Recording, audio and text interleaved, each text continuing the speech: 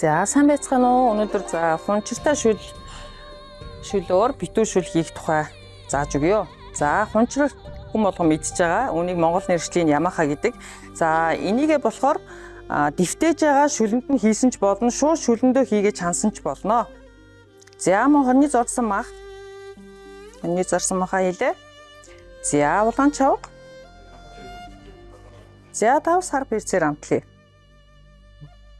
За муу энэ дээр цагаангаа хийн. Цагаангааг жижиг хэрцсэн ч болно.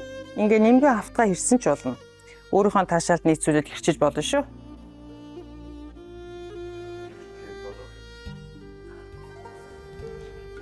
За усаа хийлээ. За мөн ногоон сонгон хийн. Жижиглийн хэрчсэн ногоон сонгоныг хийчин. За энэ гурлан дээр би талд нь ингээд ногоон сонгонтой харагдаж байгаа. Зориудаар ногоон сонгоныг нарийн хэрчээд энд нь цуг зуурж илтсэн байгаа. За тэгэд ийм гоё алаг шүл бүтээлэгтэй алаг шүл гарч ирэх нэ.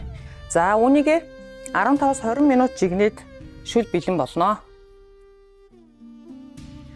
За хэдүүл 15-20 минут жигнээд болгосон битүү шүлээ гаргаж авъя.